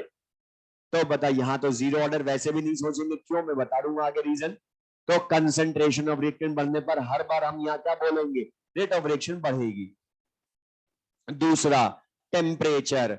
अच्छा बताओ, टेम्परेचर बढ़ाएंगे तो रिएक्टेंट मॉलिक्यूल्स की काइनेटिक एनर्जी कम होगी या बढ़ेगी, और काइनेटिक एनर्जी बढ़ेगी तो मूवमेंट बढ़ेगा, और मूवमेंट बढ़ेगा तो कोलिजन फिर से बढ़ेंगे, तो इफेक्टिव कोलिजन बढ़ेंगे, तो बता रेट ऑफ रिएक्शन कम होगी या बढ़ेगी। अब ध्यान से बताना, हम पढ़ चुके हैं और वहां तुमने आधों ने गलत बताया था, लेकिन अब से बताना। बता टेम्परेचर बढ़ाने पर रेट ऑफ रिएक्शन एंडोथर्मिक में बढ़ेगी या एक्सोथर्मिक में बढ़ेगी, बोलो। दोनों में, वेरी गुड। क्यों, एक्टिवेशन एनर्जी प्रोवाइड करता है टेम्परेचर, मतलब टेम्परेचर एक्टिवेशन एनर्जी चेंज करता है या प्रोवाइड करता है, और एक्टिवेशन एनर्जी तो एक्सो एंडो दोनों को चाहिए। तभी तो बता कोलिजन थ्योरी में बता तुमने एक्सो एंडो दोनों के ग्राफ में एक्टिवेशन एनर्जी यूज की थी ना, तो हमने बोला। और एक चीज सुनना, एनसीईआरटी में तुम देखोगे ये चीजें सब लिखी होंगी एक्टिवेशन एनर्जी वाली, मतलब जो 11th 12th में तुम पढ़ते हो 11th में लिखी होगी एनसीईआरटी की। और रीजन भी बता रहा हूं कहां मिलेंगे इसके, दो ही जगह, एक तो आर्हीनियस इक्वेशन, दूसरी कोलिजन थ्योरी, बस। उसके अलावा कहीं नहीं मिलने वाले इसके चैप्टर के रीजन, हर चीज का रीजन वहां होगा, इसलिए ध्यान सीखना। तो द टेम्परेचर एक्टिवेशन एनर्जी दोनों को प्रोवाइड करता है, तो रेट ऑफ रिएक्शन चाहे एक्सो हो एंडो हो सब में बढ़ती है। अब मुझे बताना ध्यान से, बता कैटलिस्ट अगर मैं लेता हूं तो बता कैटलिस्ट रेट ऑफ रिएक्शन बढ़ाएगा या कम करेगा, या दोनों करेगा, बोलो। करेक्ट है, क्यों, क्योंकि कैटलिस्ट लिखे तो always IUPAC assumption positive catalyst मानोगे। अच्छा अब ये सही बता देना, catalyst active, catalyst rate of reaction बढ़ाता है, कैसे बढ़ाता है, थ्रेशोल्ड एनर्जी कम करता है, तब भी यही बोला था, अभी भी वही बोल रहे, आप तो सही बताओ। कैटलिस्ट जो होता है वो पहले थ्रेशोल्ड एनर्जी कम करता है, उसकी वजह से एक्टिवेशन एनर्जी कम होती है, तो रेट ऑफ रिएक्शन बढ़ती है। और ये ग्राफ से भी समझाया था हमने, फिर वो बताया था एक बार, अब ध्यान रखो अब आगे से, मतलब एक्टिवेशन एनर्जी का या ये ग्राफ हमने पढ़ा था। पहले तो बता दो, ये जो हाईएस्ट पॉइंट ऑफ एनर्जी होती है यही थ्रेशोल्ड एनर्जी होती है ना। तो बता कैटलिस्ट की अच्छा पहले बता दो ये ग्राफ कौन सा है, एंडोथर्मिक का या एक्सो का? एंडोथर्मिक का, क्योंकि ज्यादा हीट एब्जॉर्ब हो रही है, कम रिलीज हो रही है। लेकिन बताओ हमने एक और चीज, वो फिर बोल रहा हूं मैं, यहां भी कैटलिस्ट का इफेक्ट वहां भी बोला था, जब ऑब्जर्व करते हो तो पहले सेम रिएक्शन को दोबारा करवाते हो, मतलब ये एब्सेंस ऑफ कैटलिस्ट में है, एक्टिवेशन एनर्जी इतनी है एब्सेंस ऑफ कैटलिस्ट में, तो कम रिएक्टेंट मॉलिक्यूल प्रोडक्ट में बदलते हैं या एनर्जी बैरियर क्रॉस कम करते हैं। लेकिन मतलब पॉजिटिव कैटलिस्ट क्या करता है, इनिशियल फाइनल स्टेट चेंज करता है या पाथ को शॉर्ट करता है? पाथ को शॉर्ट करता है। तो मतलब पाथ को शॉर्ट करा तो उसने तो पहले थ्रेशोल्ड एनर्जी बदली, उसकी वजह से एक्टिवेशन एनर्जी डिफरेंस जो है वो कम हुआ ना। बताइए, ये तो एक्टिवेशन एनर्जी ई डैश बाद में कम हुई ना, तभी तो बता तुम बोलते हो catalyst number of molecules crossing the energy barrier बढ़ाता है, तभी तो प्रोडक्ट ज्यादा बनता है, तो रेट ऑफ रिएक्शन बढ़ती है। लेकिन मतलब वो करता कैसे, मतलब थ्रेशोल्ड एनर्जी कम करता ना पहले। अब वो यहां भी पूछ लेगा कि न्यू पाथ से करवाता है, तो बता वो यहां भी मिल जाएगा क्वेश्चन इसका। सो मीनिंग क्लियर सबको? अब ये तो हमने बोला factors affecting rate of reaction जो यहाँ काम आएगा, लेकिन अब ये तो सब पढ़ चुके केमिकल काइनेटिक्स में। अब यहाँ जो हमने ये काम में लिया क्यों, बताया क्यों मैंने, उसका रीजन इक्विलिब्रियम स्टैब्लिश होने में ये सब काम आने हमारे, या क्वेश्चन में बोर्ड पर लें। तो मैं अज्यूम कर रहा, वापस बोल रहा हूँ, reversible reaction A gives B है। अच्छा, फॉरवर्ड रिएक्शन में रिएक्टेंट कौन होंगे? ए। बैकवर्ड रिएक्शन में बी। तो बता रेट ऑफ फॉरवर्ड रिएक्शन या बैकवर्ड रिएक्शन अपने कंसंट्रेशन ऑफ रिएक्टेंट पर डिपेंड करेगी ना। तो rate of forward reaction dependent on A concentration, rate of backward reaction dependent on B concentration. अच्छा मुझे बताओ इनिशियली कौन प्रेजेंट होगा, बी या ओनली ए? ओनली ए, तो मैं अज्यूम कर लू 1 है और बी की कंसंट्रेशन इनिशियली 0 हो गई। तो बता विद इनिशियली बात करूं अगर मैं, और ये चीज जो मैं लिख रहा हूं तो मैं लिखना तो लिख लेना, initially rate of forward reaction बता 0 या मैक्सिमम? क्यों? क्योंकि कंसंट्रेशन ऑफ रिएक्टेंट भी मैक्सिमम है। अच्छा बता rate of backward reaction initially maximum या 0? क्योंकि कंसंट्रेशन ऑफ बी 0 है इनिशियली। तो रीजन भी शॉर्ट में हमने लिखना है। अब यहां पर rate of forward reaction backward reaction initially 0, rate of forward reaction maximum. अच्छा बता सबसे पहले रिएक्शन बैकवर्ड होती है या पहले फॉरवर्ड ही होती है? पहले फॉरवर्ड। क्यों? और होनी भी चाहिए, बता प्रोडक्ट होता ही नहीं तो बैकवर्ड होगी कैसे पहले? और बता rate of forward reaction maximum है ना इनिशियली, तो रेट ऑफ फॉरवर्ड रिएक्शन। अच्छा बोर्ड पर देख लें, पहले सुन लें। बता जैसे जैसे फॉरवर्ड रिएक्शन होती जाएगी तो ए का कन्वर्जन बी में होता जाएगा ना। तो मुझे बता with time concentration of A decreases और कंसंट्रेशन ऑफ बी इंक्रीजेस। तो सपोज टाइम टी के बाद की बात करूं अगर मैं, टाइम टी के बाद, तो बता रिएक्टेंट की कंसंट्रेशन डिक्रीज होगी, प्रोडक्ट की बढ़ेगी। मान लो टाइम टी के बाद एक्स कंसंट्रेशन कम हो गई रिएक्टेंट की, तो बता रिएक्टेंट की तो रिमेनिंग लिखोगे ना, कितनी लिखोगे? 1 माइनस एक्स, इसकी कितनी लिखोगे? एक्स लिखोगे। तो बता रिएक्टेंट की 1 माइनस एक्स रह गई, प्रोडक्ट की एक्स हो गई, 0 से बढ़ी। अच्छा बता जब रिएक्टेंट की कंसंट्रेशन कम होगी तो बताओ रेट ऑफ फॉरवर्ड रिएक्शन बढ़ेगी विद टाइम या कम? और बैक बी की बढ़ रही है तो रेट ऑफ बैकवर्ड रिएक्शन बढ़ेगी। तो बता यही चीज यूज कर रहे हो फिर से, मतलब कंसंट्रेशन का effect on rate of reaction observe कर रहे हो। अच्छा बताओ, जब यहाँ पर rate of forward reaction with time कम होती जाएगी, रेट ऑफ बैकवर्ड रिएक्शन बढ़ती जाएगी, तो बता कभी तो कभी बराबर दोनों होंगी ना। रेट ऑफ फॉरवर्ड रिएक्शन कम होते होते और रेट ऑफ बैकवर्ड रिएक्शन बढ़ते बढ़ते जब दोनों एक दूसरे के इक्वल आ जाएंगी, तो बताओ उसको क्या बोलोगे? इक्विलिब्रियम स्टेट बोलोगे ना। और ये लिखना है तो लिख सकते हो। तो बता, इक्विलिब्रियम स्टेट का मीनिंग क्लियर है सबको? तो बता इक्विलिब्रियम का मीनिंग क्या हो गया? मैं इसको अगर डिफाइन ही करूं, और एक चीज ध्यान रखना, इस चैप्टर में जब भी हम इक्विलिब्रियम बोले, मतलब वो केमिकल इक्विलिब्रियम की बात कर रहा हूं मैं, तो केमिकल इक्विलिब्रियम को मैं डिफाइन करूं अगर, तो बता हम क्या बोल सकते हैं कि द स्टेट, सुन ले पहले डेफिनेशन एक बार, the state of a reversible reaction at which rate of forward reaction becomes equal to rate of backward reaction is called chemical equilibrium. अब इसी को, जितना हमने ये सारा पढ़ा, इसी को हम ग्राफिकली भी एक्सप्लेन कर सकते हैं शॉर्ट में। तो रेट ऑफ रिएक्शन और टाइम में ग्राफ प्लॉट करूं, तो बता रेट ऑफ फॉरवर्ड रिएक्शन का ग्राफ मैक्सिमम वैल्यू से स्टार्ट होगा ना, क्योंकि इनिशियली मैक्सिमम होती है। अच्छा, बैकवर्ड का कहां से स्टार्ट होगा? ओरिजिन से, जीरो है ना इनिशियली। अच्छा बता, with time concentration of reactant कम होने की वजह से रेट ऑफ फॉरवर्ड रिएक्शन कम होती है, और बैकवर्ड रिएक्शन प्रोडक्ट की कंसंट्रेशन बढ़ने की वजह से बढ़ती है।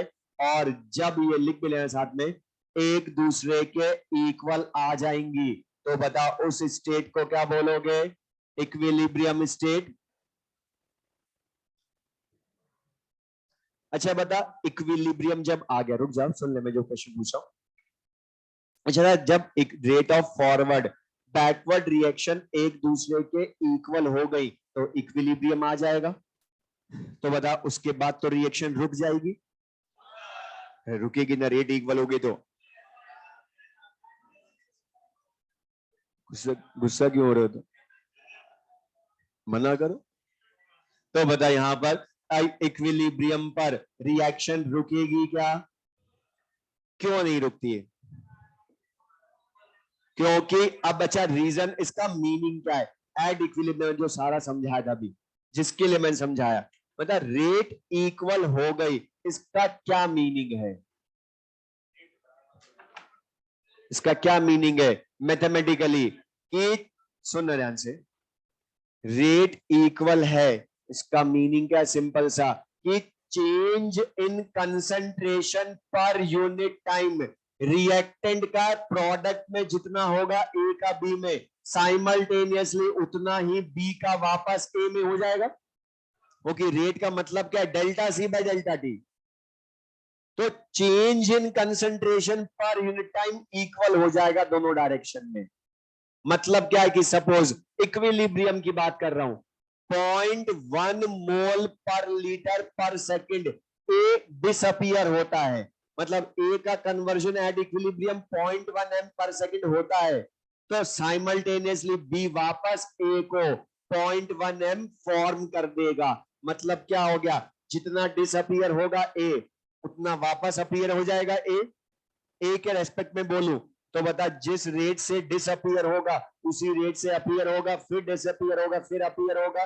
बट बता, रिएक्शन रुकती है या अपीयर्स टू बी स्टॉप्ड? अब अपीयर्स टू बी स्टॉप्ड क्यों लगती है, उसका रीजन सुनना। बिकॉज मैं अगर ओनली कंसंट्रेशन को देखूं, तो बता इनकी कंसंट्रेशन एट इक्विलिब्रियम, अगर मैं इसको इक्विलिब्रियम कंसंट्रेशन ही मान लूं, 1 माइनस एक्स और एक्स को इक्विलिब्रियम कंसंट्रेशन मान लूं, तो बताओ इक्विलिब्रियम पर अब इनकी कंसंट्रेशन रिएक्टेंट प्रोडक्ट की चेंज होगी या रिमेन्स कांस्टेंट? क्यों? क्योंकि जितना ये कम होगा साइमल्टेनियसली फिर बन जाएगा, फिर कम होगा, फिर फॉर्म हो जाएगा। तो बता, हमें ओनली कंसंट्रेशन देखी हमने, तो हमें क्या लगेगा? कंसंट्रेशन में तो कोई चेंज हो ही नहीं रहा, और कंसंट्रेशन में चेंज नहीं हो रहा तो हमें क्या लगता है कि रिएक्शन भी नहीं हो रही। बट बता एक्चुअल में नहीं हो रही है क्या? हो रही है दोनों डायरेक्शन में इक्वल रेट से। इसीलिए बता तुम केमिकल इक्विलिब्रियम का नेचर डायनेमिक नेचर बोलते थे या डायनेमिक इक्विलिब्रियम बोलते थे ना, क्योंकि reaction appears to be stop, सब लिखवाऊंगा सुन लो बस अभी। Reaction appears to be stopped but in actual occurs in both the directions at same speed. बोलो। और एट इक्विलिब्रियम बताओ कंसंट्रेशन रिएक्टेंट प्रोडक्ट की कांस्टेंट होती है ना। तो आफ्टर जब ये इक्विलिब्रियम आ जाएगा उसके बाद बता दोनों इस डायरेक्शन में वो सेम स्पीड से होगी, मतलब दोनों रेट इक्वल, तो पैरेलल टू एक्स एक्सिस हो जाएगा ना ग्राफ। लिख ले।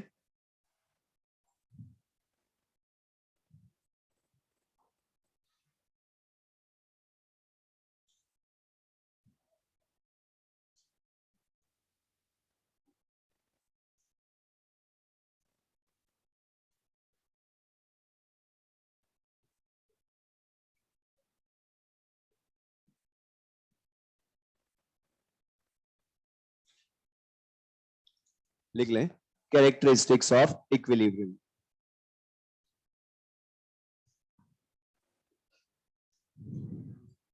एट इक्विलिब्रियम फर्स्ट लिख ले। At equilibrium concentrations of reactants in products,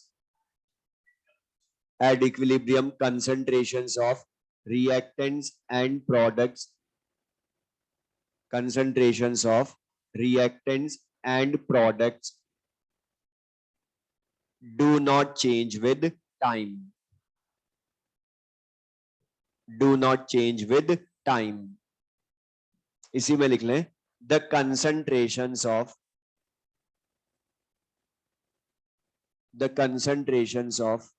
reactants and products,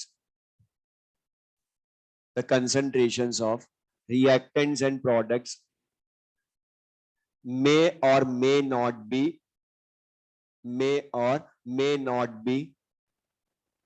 equal to each other, may or may not be equal to each other।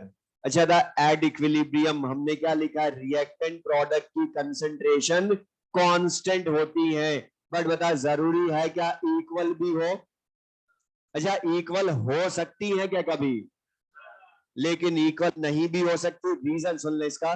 जैसे बता board पर देखो, हमने आज ही पढ़ा है कि जो रिवर्सिबल रिएक्शंस होती हैं बता उनमें हमने क्या लिखा, reactants never completely convert into product. और never completely convert into product का मतलब क्या है कि हमेशा इक्विलिब्रियम जब आएगा तो रिएक्टेंट का प्रोडक्ट में पार्शियल कन्वर्जन ही होगा। और बता तुम्हें ध्यान, तुम पढ़ते भी थे कि एट इक्विलिब्रियम रिएक्टेंट का 20% डिसोसिएशन हो रहा है, 50% हो रहा है, 60% डिसोसिएशन हो रहा है एट इक्विलिब्रियम। तो बता वो तो डिपेंड करेगा ना इक्विलिब्रियम पर कितना डिसोसिएशन हुआ रिएक्टेंट का प्रोडक्ट में। तो मैं मान लू सपोज एट इक्विलिब्रियम 20% डिसोसिएशन हुआ रिएक्टेंट का, तो बता 20% मतलब 1 का 20% डिसोसिएट हुआ, तो बता 20% डिसोसिएट होगा मतलब 1 का 0.2, तो बता रिमेनिंग कितनी लिखोगे फिर इक्विलिब्रियम पर, 0.8, और प्रोडक्ट की 0.2 ही लिखोगे ना। अब बताओ क्या एट इक्विलिब्रियम कंसंट्रेशन इक्वल है क्या? लेकिन रहेगी कांस्टेंट फिर भी। क्यों? क्योंकि जितना एक कम होगा इक्विलिब्रियम पर उतना वापस बन भी जाएगा, फिर कम होगा फिर बन जाएगा। तो बता कंसंट्रेशन, मोर अप्रोप्रिएट वर्ड क्या हुआ, कांस्टेंट होना चाहिए ना कंसंट्रेशन। लेकिन बता इक्वल हो भी तो सकता है ना कभी। मान लो इक्विलिब्रियम पर 50% डिसोसिएशन हो जाए, तो बता अब तो 1 का 0.5, तो बता 0.5 ही इक्वल। लेकिन बता इक्वल होने के बाद भी रहेगी तो कांस्टेंट ही, क्योंकि जितना कम होगा फिर बनेगा, फिर कम होगा फिर बनेगा। तो बता कंसंट्रेशन कांस्टेंट। लेकिन मान लो 60% डिसोसिएशन हो जाए, तो बता अब तो ये 0.4 बचेगा ना, ये 0.6 बनेगा। तो बता एट इक्विलिब्रियम कंसंट्रेशंस इक्वल हो सकती है लेकिन नहीं भी हो सकती। इसे लिखा the concentrations of reactants and products may और may not be equal to each other. अब इसी पॉइंट पर वो ग्राफ पूछता है कंसंट्रेशन और टाइम में। और ध्यान सुनना, मैं अभी तो मैं बता रहा हूं, लेकिन इसका बहुत अच्छा क्वेश्चन थ्योरेटिकल ग्राफ पर बेस्ड जो एनसीईआरटी में है, और वो मिलेगा लीच एटलेस प्रिंसिपल में। वहां हम इसको यूज करेंगे थियोरेटिकली, इन्हीं को बदलना है हमने। वहां कंसंट्रेशन, प्रेशर, टेम्परेचर तो बदलते हो, एट इक्विलिब्रियम, लेकिन वो यहां से ग्राफ वाले होंगे। तो मुझे बता, अब मैं तुमसे बोल रहा हूं, अभी तो हमने किस पे ग्राफ पढ़ा, रेट ऑफ रिएक्शन और टाइम में पढ़ा, लेकिन मैं अब क्या बोल रहा हूं, कंसंट्रेशन और टाइम। और इसके 3 तरह के ग्राफ हो सकते हैं।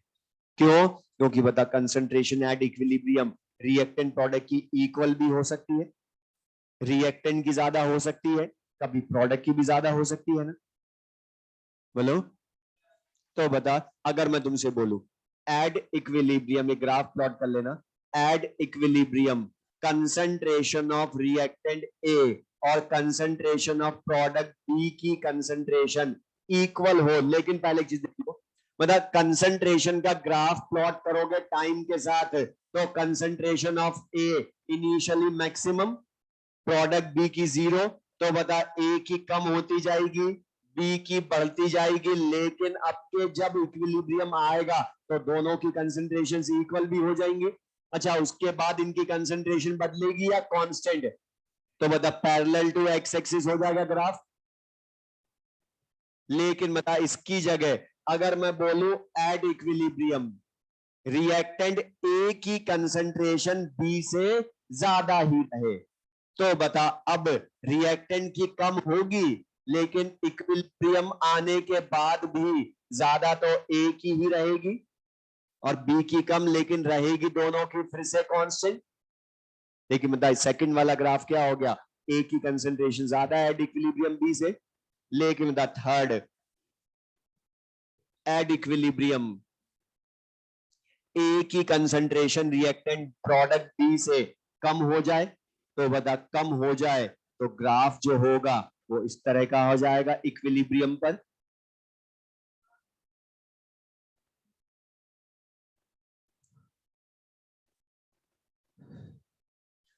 और बता यहां पर ध्यान रखना, जब मैथमेटिकली सोचना है पर, कि जब रिएक्टेंट की कंसंट्रेशन कम होगी, प्रोडक्ट की ज्यादा होगी, तो बता बीच में एक बार इक्वल आएंगी, लेकिन उस टाइम पर रेट इक्वल नहीं होगी, इसलिए और डिक्रीज होगी।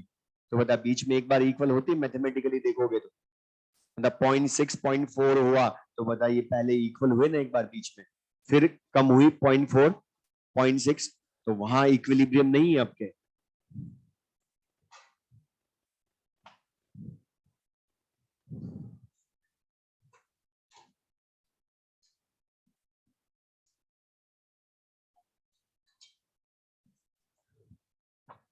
तो अब एक चीज ध्यान रखना, वो तुम्हें कई बार ग्राफ ही प्लॉट करके दे देगा ये।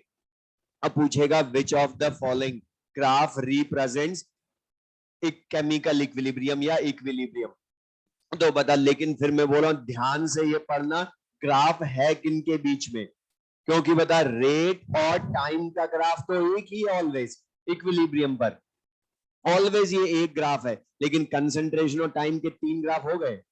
इसलिए पढ़ना बस ध्यान से कि ग्राफ किसके बीच में पूछा है, क्योंकि कई बार वो रेट में भी ये ग्राफ बना के देता तीनों, लेकिन रेट और टाइम का खाली फर्स्ट होगा, लेकिन कंसंट्रेशन टाइम के 3 तरह के हो सकते हैं।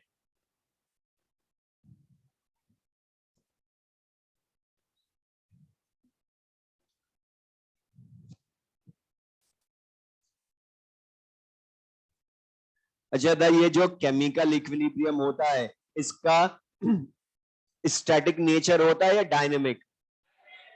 तो लिख लेना next point.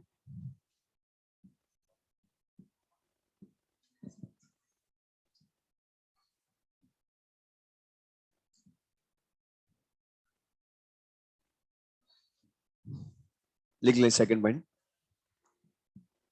it is dynamic in nature, it is dynamic in nature, it means at equilibrium, it means at equilibrium the reaction appears to be stopped, it means at equilibrium the reaction appears to be stopped, but in actual occurs in both the directions, but in actual occurs in both the directions at same speed, but in actual occurs in both the directions at same speed. और बता dynamic nature में appears to be stopped क्यों बोला? क्योंकि only concentration देखूंगा तो लगेगा रुका हुआ है, but in actual रुकता नहीं है. थर्ड लिख लें, all measurable properties, all measurable properties like temperature, pressure, concentration, like temperature, pressure, short में लिख लो TPC, temperature, pressure, concentration, density, color, etc. Temperature, pressure, concentration, density, color, etc. do not change with time. Do not change with time. Do not change with time. Do not change with time. अच्छा, do not change with time क्यों? अच्छा, the concentration, pressure, temperature at equilibrium बदलते हैं क्या? और बता, अगर बदल गए तो फिर तो इक्विलिब्रियम डिस्टर्ब हो जाएगा और ली शैटलेस प्रिंसिपल काम आएगा. दा उसका बेस कहां से? यहीं से तो है बेस उसका. लास्ट पॉइंट लिख लें, अ कैटलिस्ट. अच्छा, कैटलिस्ट का इक्विलिब्रियम स्टेट पर कोई इफेक्ट होता है क्या? तो फिर करता क्या है वो? जल्दी इक्विलिब्रियम लाता है, मतलब बता टाइम बढ़ाता है या कम करता है? कभी कभी या ऑलवेज? तो लिख लो, a catalyst has no effect on, a catalyst has no effect on equilibrium state. A catalyst has no effect on equilibrium state.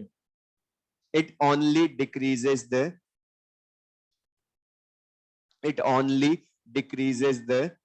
time taken to attain the equilibrium. Time taken to attain the equilibrium by equally increasing. अब कैसे करता? time taken to attain the equilibrium come, time taken to attain the equilibrium by equally increasing the